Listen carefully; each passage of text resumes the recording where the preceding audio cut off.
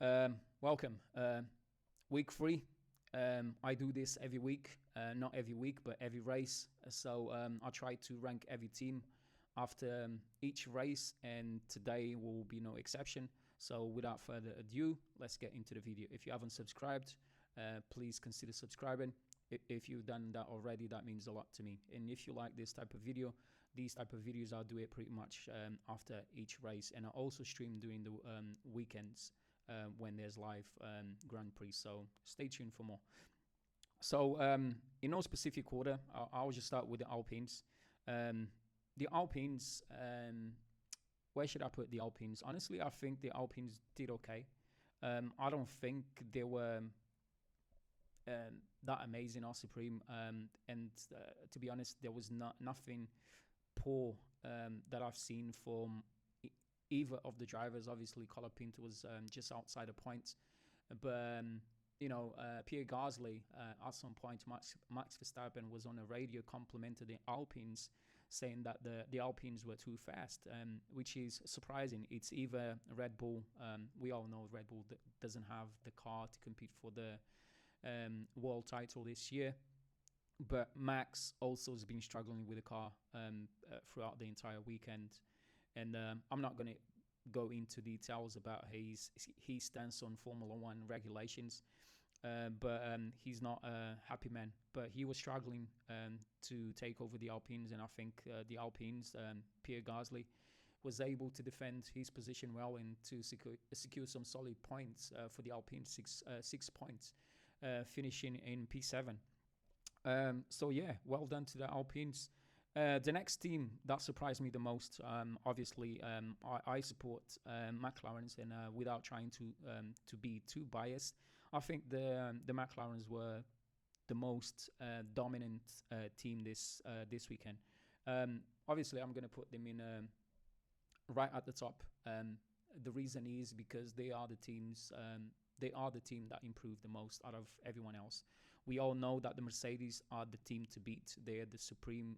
They have the supreme package. They dominate qualifying sprints, and they've also dominated the previous 2 races. So there's no surprises there. But the fact that the McLarens, if we it's important to give context, and if you consider that McLarens haven't been able to have both cars racing in the last 2 Grand Prix. Obviously, in Australia, Oscar Piastri crashed his car on the formation lap, and in China, both cars having to retire.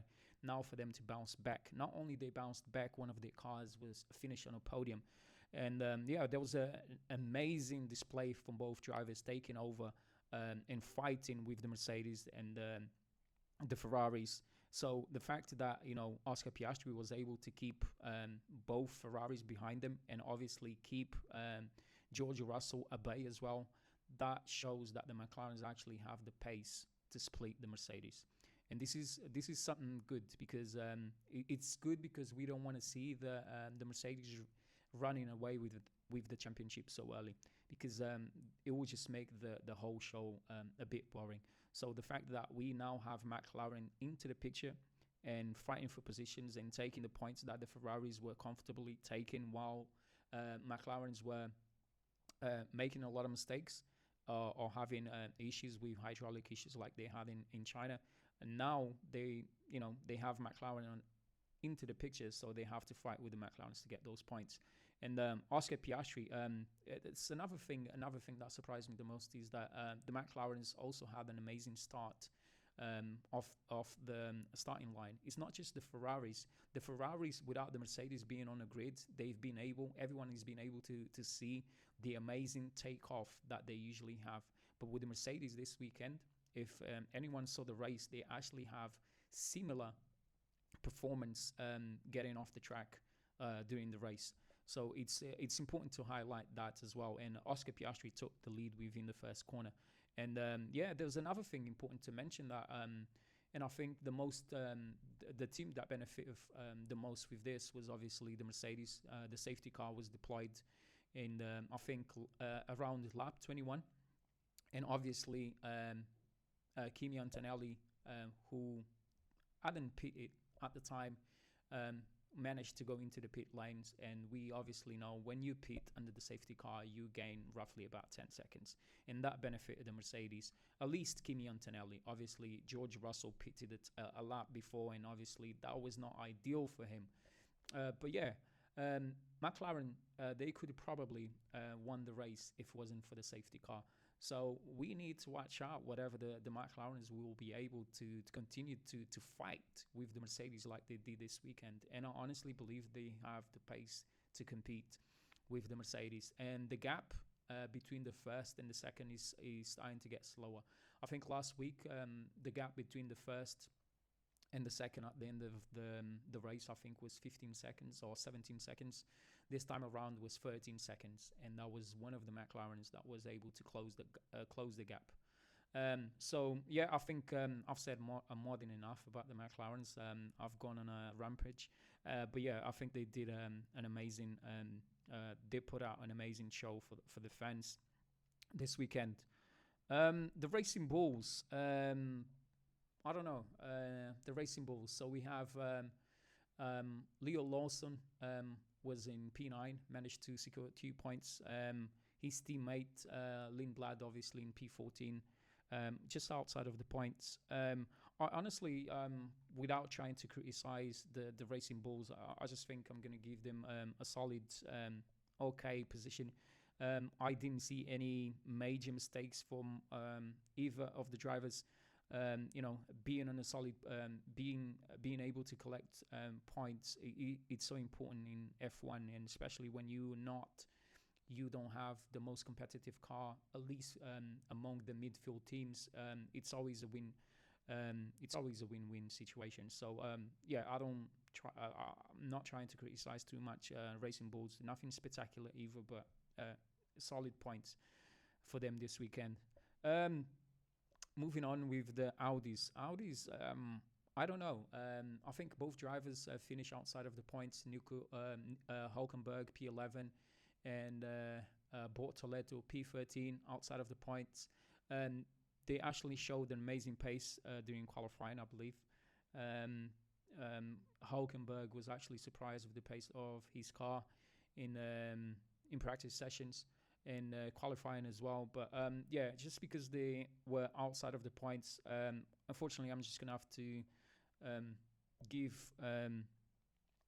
Audi a poor performance. I can't. I mean, they're outside of the points. Nothing spectacular in terms of overtakes from neither of the drivers, unless I've missed it, obviously. But I've watched the race and I didn't see anything amazing coming from the Audi team. Moving on, the Mercedes. I think the Mercedes. I mean, I don't think they were the most supreme team this weekend. Honestly, I don't think. Even though they dominated qualifying,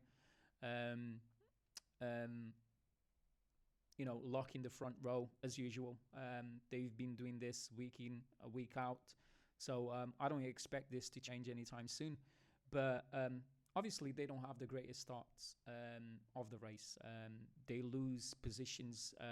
They have been losing positions since the beginning of 2026 F1 season. And this time around was no different. Kimi Antonelli, in fact, lost 5 places after the second corner. And this is something that he needs to improve big time. And the car is so fast and is so well built that the Mercedes are actually in a privileged position where they can afford to lose that many positions and still win the race. That's how good they are. But unfortunately, I don't think they dominated the race this time around. I think they were fortunate enough with as I mentioned before, with the deployment of the safety car. And George Russell was struggling with overtaking Charles Leclerc, George Russell, and I think he overtook Lewis Hamilton without Hamilton having a fight back.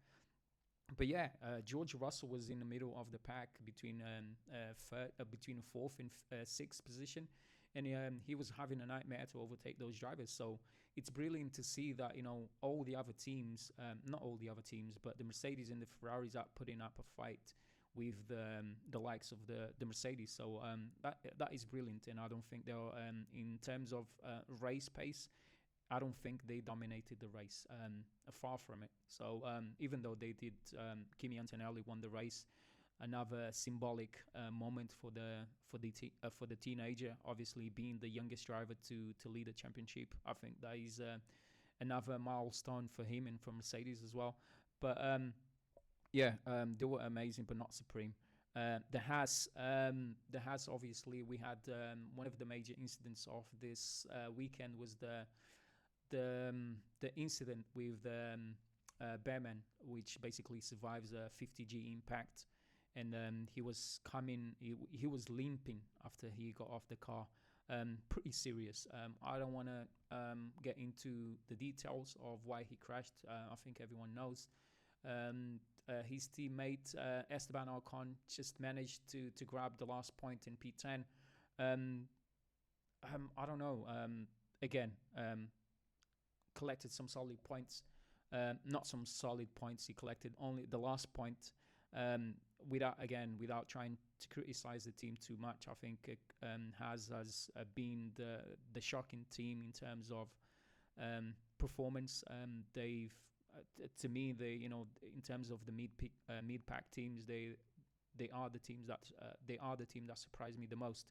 So I don't want to be too critical of them simply because obviously there was an incident with Oliver Behrman, and it wasn't his fault, by the way. And Ocon collected the last point on the grid. It's a point. Moving on.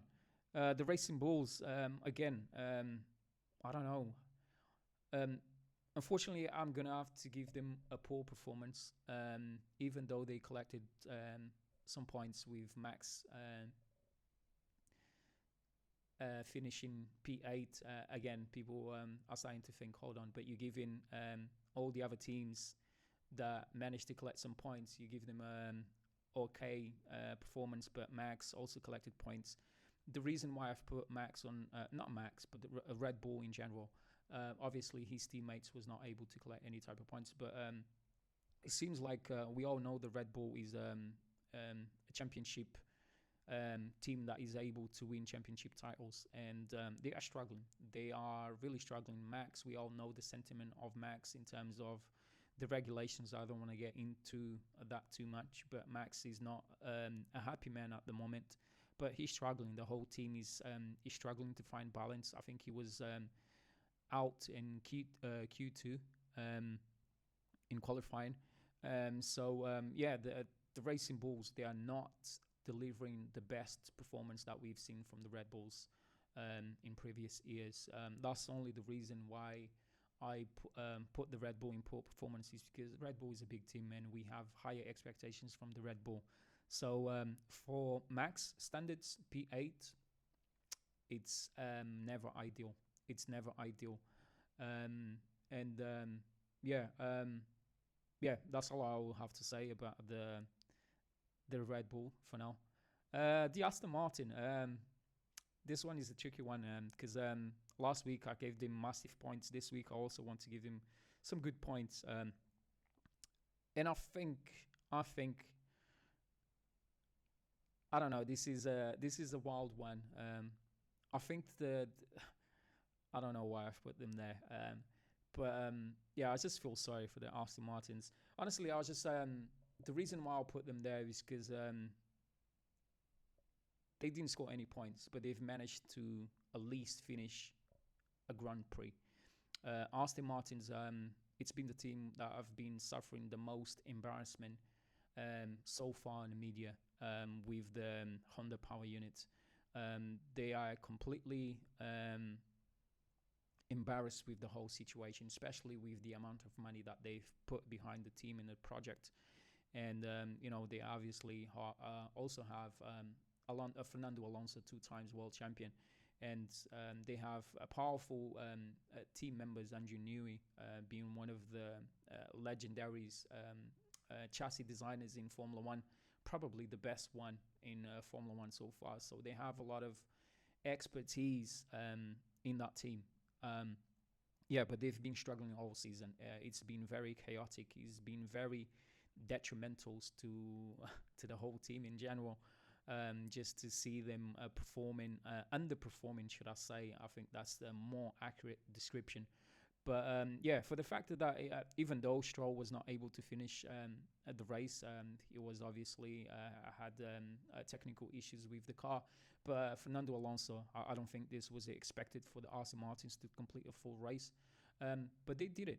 They did it. So obviously they were 2 laps behind the race leader, but regardless, they were able to complete the lap, able to complete the race, at least one of the drivers. So I think that's an amazing achievement from the Aston Martins, and they are showing progress every weekend, and that's why I've put them up there, and I want to give them solid points because yeah, I want to see Aston Martin team fighting with the middle pack team. I expect them um, to be dominating the middle field pack team once they get things up to speed. Until then, I guess they will be fighting for P11 and P10 just to get out of those 2 positions at the bottom. Moving on, the Ferraris. Um, I don't know. I think the Ferraris did amazing as well. I think Lewis struggled the most. He was um, um, he's been struggling all week for some reason. I don't know why. But there was an interesting fight between the 2 drivers at one point. They almost collided. And I just think this battle between the 2 drivers is not really beneficial to the team. I think they should always allow one of the drivers, the fastest drivers, to go, um, because right now none of the drivers is fighting for the championship. Um, or let me correct myself. Either of the driver of Ferrari, it's has the highest probability of winning the championship. That's why the best effort, in my opinion, again, is for them to try to work as a team to try to split the Mercedes. They don't have the race pace to split the Mercedes. They will either need help from the McLarens or they will have to work as a team. And the fact that they've lost so much time fighting each other, which could have cost them even more because George Russell was hunting down Charles Leclerc for 3rd position. And if they've lost the podium position, I think a lot of questions would be raised. Whatever the initial fight that they had between the 2 drivers was even worth having. And this is one of the things that I think about the Ferraris. I think it's nice for entertainment and for the fans to see the drivers are fighting each other clean, being professional and giving enough room for each driver to do an overtake. But there's some stages where wisdom needs to prevail, and it's costing them time. It's costing them time. But I think they did amazing. I think they had an interesting battle with the Mercedes. They were able to keep the Mercedes at bay. Unfortunately, Lewis Hamilton was not able to fight the McLaren of Lando Norris. But overall, I think they did a solid job. Moving on, Cadillac. Cadillac. I don't know. They Were they a disaster? No, I don't think that's fair. I think they were poor.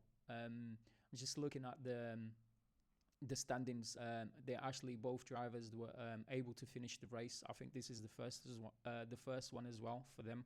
So I think we don't have high expectations from the Cadillacs so far yet. Eventually will come, but right now they are exactly where most people in Formula One expect them to be, which is just try to race, or at least to try to participate in the race and not trying to embarrass yourself too much. And yeah, there's nothing brilliant that I've saw from either of the drivers. So I don't think they haven't collected a single point so far. They're not exactly where they want to be. I have no idea where that position is in short term or long term, but I'm pretty sure they'll want to be somewhere just below the the likes of the Ferraris, or competing with the Haas and I don't know, with the Racing Bulls. Short-term goals, long-term, possibly fight for the championship. But at the moment, last this weekend, I didn't see them. I didn't see them performing um, at all.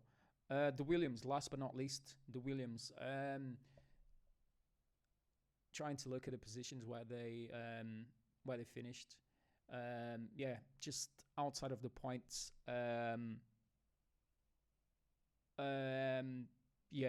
don't think I'm gonna be mean this weekend, and I'm not gonna put anyone on disaster road this time around. I think they were just poor. Overall, Williams were just poor. They didn't have the pace, the race pace. They didn't have the qualifying pace. There's not even a single fireworks. There was nothing positive coming from the Williams camp, at least from the lenses in which that I saw the qualifying and the race unfold this weekend. Nothing spectacular outside of the points. There was no crash from. There was only one, actually two cars that didn't finish the race. Obviously, Oliver Behrman crashed, and Lance Stroll with a technical issue. And I think this is the lowest retirements that we've seen in this season so far, which is good. Overall, I think the team that stood out for me the most was McLaren. If you disagree, let me know in the comments below. But stay tuned for more. Until next time, take care.